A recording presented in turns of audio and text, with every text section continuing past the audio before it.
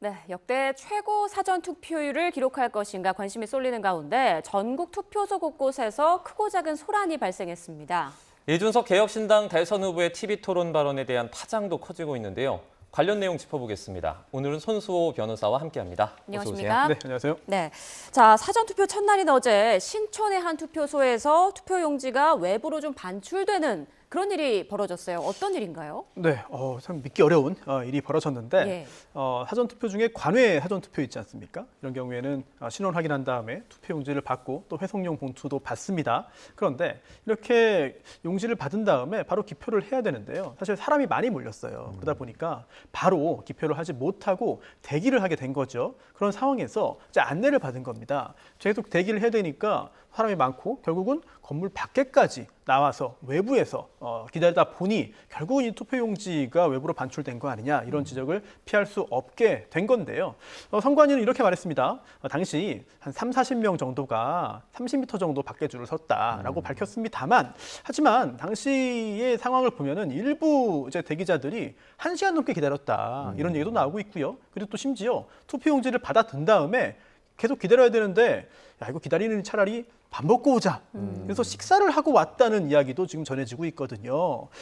당시 그동안 선관위가 여러 가지 의혹에 휩싸였고 또 부정선거는 아니더라도 부실 관리 아니냐라는 지적을 피하기 어려웠는데 다시 한번 이런 일이 벌어졌습니다.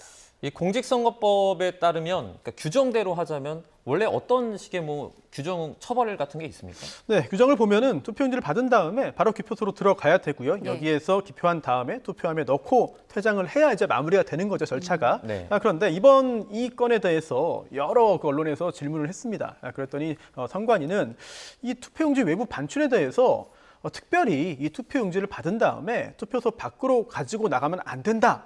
이런 명확한 법 규정은 없다는 입장을 밝히긴 했습니다. 하지만 이게 선관위의 어떤 공식적인 해석이나 또는 공식적인 입장이라고 보기는 아직은 어려울 것 같고요. 네. 그리고 설령 그렇다 하더라도 이 투표용지 자체가 기표가 되지 않은 상태에서 투표소 밖으로 나간다면 관리의 어떤 사각지대에 놓일 수 있습니다. 그렇기 때문에 그 투표용지를 누군가 받아서 대신 투표를 한다거나 아니면 그런 일은 현재까지 확인된 바는 없습니다만 혹시라도 누군가 불순한 의도를 가지고 그러한 투표용지를 복제해서 복사해서 어떤 일을 꾸밀 가능성도 완전히 배제할 수는 없거든요. 그렇기 때문에 제대로 된 관리가 되지 못했다는 부분에 대해서는 선관위의 반성이 당연히 필요할 것이고요. 여기에 대해서 선관위는 또 이렇게 말했어요. 여러 가지 의혹이 있고 관리를 제대로 못한 것에 대해서는 사과한다. 네. 좀 통렬한 반성을 좀 했습니다만 당시에 그 투표용지 발급 장수와 매수와 또 회송용 봉투를 확인해 보니까 정확히 일치한다. 즉 부정한 일이 이루어지지는 않았다라는 입장도 밝혔습니다. 네. 자, 이건 어떨까요? 그러니까 투표용지를 받고 기다리던 일부 시민들이 투표용지를 사진으로 찍기도 했고 일부는 기표하지 않은 투표용지를 들고 말 그대로 이제 식사를 하러 나가기도 했잖아요. 이런 부분은 처벌이 안 되는 건가요? 어떻습니까? 네, 그러한 행위만으로 법적인 규제를 하는 것은 사실 현재로서는 쉽지 않은 것으로 보이고요. 다만 법적인 처벌이 이루어지지 않는다고 하더라도 좀 따져볼 부분이 굉장히 많아 보여요. 예. 왜냐하면 이미 직전 대선에서도 이른바 속구리 투표 논란 때문에 이제 선관위원장이 물러나기도 했거든요. 그리고 또 그 후에 증명된 건 없고 대법원에서 사실이 아니라고 현재까지 다 밝혀진 사안입니다만 또 일부 여전히 부정선거를 지적하는 여론도 있고 여기에 대해서 선관위에서 계속해서 그건 아닙니다. 잘못됐습니다. 명확하게 이야기를 했습니다. 그럼에도 불구하고 의혹을 제기하는 여론도 있거든요. 네. 그렇다면 선관위에서 더더욱 선거 관리를 철저히 하고 어떠한 의혹도 제기되지 않도록 관리를 잘해서 이러한 부정선거에 대한 의혹 자체가 완전히 사라질 수 있도록 해야 됩니다. 그런데 이렇게 부정선거는 아니더라도 부실한 부분들이 계속 나오면서 지적이 된다면 다시 한번 또 부정선거에 대한 의혹이 또 커질 수밖에 없어요. 예. 그게 정말 부정선거가 있었냐, 그런 의혹이 사실이냐 여부와 별개로 선관위 입장에서는 억울하다 하더라도 다시 한번 그런 의혹을 누군가 제기한다면 여기에 대해서 해명하는 게 더 어려워지거든요. 굉장히 좀 난처한 상황으로 가는 것 같고요. 이런 일이 뭐 사전 투표에서 여러 번 이제 곳곳에서 나오고 있습니다만 본 투표에서는 절대 있어서는 안 되는 일이고 그리고 예. 또 선거는 또 앞으로 계속 되지 않겠습니까? 네. 내년에 또 지방선거도 있고 이번 잘못 관리를 제대로 하지 못한 부분을 철저하게 반성하고 더 반성해서 이런 일 다시는 벌어지지 않도록 해야 되겠습니다. 네, 사실 뭐 꼬리 잡힐 일은 없는 게 최대한 좋겠죠. 지금 알려진 그 부분에 따르면 한 시민단체가 중앙선관위 고위직을 지금 직무유기로 고발을 했다고 하는데 직무유기에 해당은 되나요, 이게?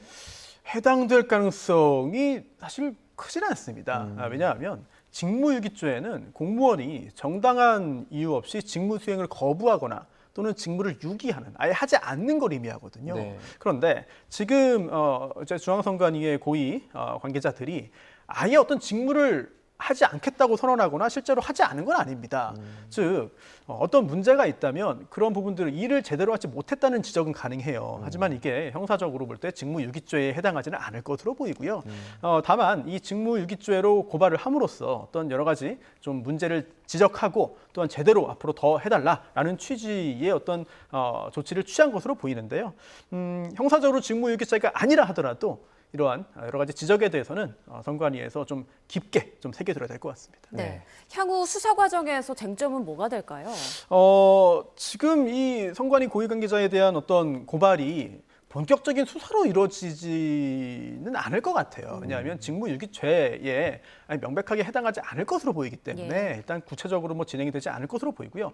다만 어제 오늘 보도된 여러 건의 선거 관련된 논란들도 있고 또한 범죄 행위로 보이는 건들도 있고 실제로 긴급 체포된 피의자도 있고 또 수사가 의뢰되기도 했거든요. 그런 부분에 대해서는 앞으로의 어떤 수사라든지 또 향후의 법적인 처벌까지 가능성이 여전히 있습니다.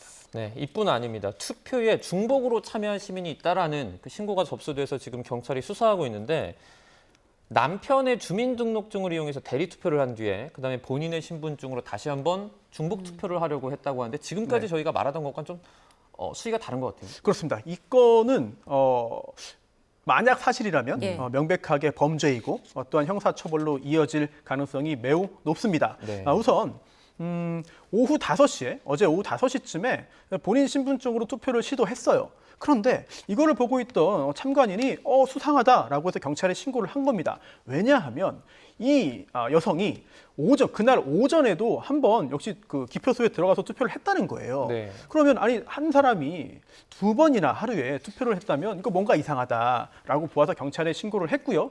경찰이 긴급 체포했습니다. 현장에서 이거는 범죄 혐의가 있다라고 본 건데요. 공직선거법에 보면 이제 사위 투표죄라는 게 있어요. 네. 그래서 뭐 다른 사람의 성명을 사칭하거나 신분증을 위조 변조하거나 기타 이런 속임수를 통해 가지고 투표를 했거나 또는 투표를 하려고 하는 사람은 5년 이하의 징역 또는 1,000만 원 이하의 벌금에 처하고요. 그리고 또 하나 가중 처벌되는 경우가 있습니다. 어떤 경우냐면 선관위원이거나 또는 선관위의 직원이거나 아니면 선거사무에 관계 있는 공무원이 그러한 행위를 한 경우에는 7년 이하의 징역입니다. 이렇게 강하게 처벌을 되는데 이 피의자 어떻게 오전에도 투표했고 오후에도 투표하려고 시도했느냐. 예. 심지어 오전에는 남편의 신분증을 사용했다면 성별까지 속인 거잖아요. 네, 상식적으로 이 말이 되나요, 이게? 네, 그래서 도대체 어떤 일인가 봤더니 바로 이 피의자 본인이 선거 사무원입니다. 그리고 맡은 역할이 신원 확인이에요. 그러다 보니까 오전에 남편의 신분증으로 몰래 투표를 하고 오후에는 또 자신의 신분증으로 투표를 시도했던 건데요. 이렇게 좀 공무원이고 그리고 또 본인이 역할을 맡고 있는데 그거를 악용해서 이런 일을 했기 때문에 앞으로 처벌을 피하기 힘들 것으로 보입니다. 네, 이에 대해서는 정말 철저한 수사가 필요할 것 같습니다. 자, 정말 짧은 시간 동안 많은 일이 있었는데 투표를 마친 유권자에게 이른바 한국인 테스트를 한 그런 일도 있었고요. 선거관리원에 뺨을 때린 50대 남성이 체포되기도 했는데 이 내용도 전해주시죠. 네, 이 선거가 결국 여러 정당의 후보자 또는 무소속의 후보자들이 정책 대결을 하고 그리고 또 그 정파의 어떤 그동안의 정치 색이라든지 이런 것들도 다 판단에 반영이 되는 것이겠죠. 그러다 보니 유권자들도 좀 더 예민해지고 또한 대결 국면에 이제 놓이게 되는 것 같은데 선거 관련해서 그동안 뭐 의혹입니다. 전혀 드러나진 않았는데 어떤 특정 국가에서 이 선거에 관여를 했다. 불법하게 개입을 해서 부정선거다라는 지적을 하는 국민들도 있었고 그리고 그러다 보니까 이번에도 역시 그런 거 아니냐. 외국인이 이거 관리하면은 안 된다, 이거 부정선거다라는 취지에서 이거를 확인하기 위해서 여러 가지 소동을 벌인 건데요. 전 개인적으로는 어떤 심정인지는 알겠습니다만 그렇게 권할 만한 행동은 아니다라는 생각이 개인적으로 들고, 그리고 또 투표소에서 또 어떤 정치적인 구호를 외치는 이런 경우도 있었습니다. 이거 역시 규제 대상이 되고, 또 사전 투표자 수를 알려달라 이런 요구를 하는 경우도 있었는데요. 사실 이거 역시 오늘 전해드리는 대부분의 내용이 부정선거 음모론과 좀 연결이 돼 있습니다. 즉, 이 사전 투표 자체가 조작 가능하다. 그리고 특정 정치 세력에게 유리하다. 누군가는 손해를 본다. 라면서 이 사전 투표에 대해서 계속해서 의문을 제기하는 거죠. 그렇기 때문에 투표하지 않은 사람들이 사전 투표한 것처럼 된다. 누군가 대신 투표한다라는 주장을 하면서 이 사전 투표자 수를 알려달라는 요구를 하는 것인데, 현재까지 확인된 거는 전혀 없고요. 대법원 판결을 통해서도 부정선거 관련된 부분들은 증명되지 않았기 때문에 이런 부분들은 좀 자제할 필요가 있지 않나라는 생각이 들고, 또 중국어로 된 SNS에 사전투표 관련된 영상, 투표 용지 등등도 올라온 영상들이 있습니다. 예. 이것도 이제 해석이 좀 달라요. 일부 여론은 이거 봐라, 이게 사전투표 관련해가지고 문제가 심하다, 그런 증거 아니냐라는 주장도 있고요. 또 반면 기화를 했거나 기타 정상적으로 투표를 한 경우에 이렇게 올리는 것 자체에 대해서 불법의 어떤 소지가 있는 건 아니지 않느냐라는 여론도 있는데, 어쨌든 이제 사전투표 이틀째고, 그리고 다음 주에 본투표 앞두고 곧바로 또 당선자는 취임하게 됩니다. 네. 대선 국면 막바지로 가면서 유권자들의 어떤 관심도 더 뜨거워지고, 또 그에 따라서 여러 가지 투표소 내에서의 투표 관련된 혼란과 소동까지 계속해서 늘어나는 것 같습니다. 네, 말씀하신 것처럼 본선거가 얼마 남지 않아서 이 선관위가 이제 부실 관리 논란에 좀 휩싸이면 안 될 텐데 대책 마련이 좀 시급해 보여요. 고민이 좀 필요할 것 같죠? 사실 고민을 미리 좀 했어야 됩니다. 그리고 고민을 물론 했겠죠. 하지만 이 사전투표 관련해서 여러 가지 혼란과 논란과 부실함이 지적이 되는 상황에서는 사실 선관위에서 사과문을 발표를 했습니다만 여기에 대해서 사과문 발표했으니까 할 거 다 했다라고 생각하는 국민들은 없을 겁니다. 네. 부정투표에 부정선거에 어떤 증거가 없다 하더라도 그와 별개로 선거관리가 부실하다면 이거는 선관위 잘못이 맞습니다. 그러한 부분들 반복된다면 더더욱 잘못이 큰 거거든요. 특히나 아까 방송 초반에 말씀드린 이런 투표용지의 외부 반출이라든지 이런 거 관련해서도 선관위는 해명을 했어요. 당시에 너무 많은 인파가 몰렸다. 장소가 협소했다. 대기줄이 길어졌다. 투표용지를 발급하는데 그 속도 조절을 잘 못했다라고 해명을 했습니다만, 사실 이거는 해명이라고 보기 좀 어렵습니다. 당시에 이러한 부실한 선거 관리가 된 이유를 밝힌 것에 불과한 것이지, 어떠한 그러한 일이 왜 벌어졌는지에 대해서 선관위의 어떤 사정을 설명해 주는 건 아닌 것 같아요. 그렇다면 여기에 대한 지적은 뼈아프게 좀 받아들여야 될 것이고, 그러다 보니까 선관위도 이런 표현까지 했어요. 상식적인 선에서 있을 수 없는 일이었다. 국민들 역시 마찬가지일 겁니다. 상식적으로 볼 때 용납하기 힘든 일이거든요. 이런 일이 다시는 재발하지 않도록 선관위가 책임지고 앞으로 선거 관리를 잘 해야 되겠습니다. 네. 자, 이번엔 주제를 바꿔보겠습니다. 대선 후보 마지막 TV 토론 자리에서 나온 개혁신당 이준석 후보의 발언 논란이 계속 이어지고 있는데요. TV 토론 당시의 그 상황 잠깐 보고 오겠습니다. 민주노당 기준이 없습니까? 이런 성폭력적인 발언에 대해서? 그건 있죠. 그러나 지금 이걸 묻는 취지는 잘 모르겠는데요. 기준은 매우 엄격합니다. 매우 문제가 되는 발언입니까? 아닙니까? 우리는 당연히 이제 성적인 학대를 한다든가 이런 부분에 대해서는 누구보다 엄격하게 정하고 있습니다. 이재명 의원님 동의하십니까? 네, 이준석 후보의 발언이 정말 막판 변수가 되고 있는데, 저 토론회 이후 시민단체 등의 줄고 발은 물론이고 인권위 진정도 30건 넘게 접수됐다, 이런 소식이 들리더라고요. 그렇습니다. 여러 가지 범죄 혐의를 들어서 고발이 이루어졌는데요.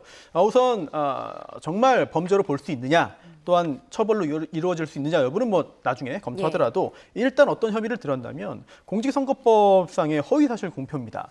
즉 누군가를 당선되지 못하게 할 목적으로 당사자나 배우자나 또는 직계존비속 형제자매에 대해서 허위사실을 공표했다라는 부분이고요. 그리고 또 후보자 비방죄도 있어요. 역시 당선되거나 되지 못하게 할 목적으로 이렇게 비방한 경우에 공직선거법 위반이기 때문에 여기에 대해서 처벌해달라라는 고발이 이루어졌고요. 또 그 외에도 명예훼손, 모욕, 그뿐만 아니라 아동복지법 위반으로도 고발이 이루어졌습니다. 이 아동복지법 위반은 이제 17조에 보면은 여러 가지 아동 학대 행위들이 이제 있는데 여기 이 중에서도 뭐 정신적인 학대다 이렇게 주장을 하면서 고발이 연이어 이루어졌습니다. 네.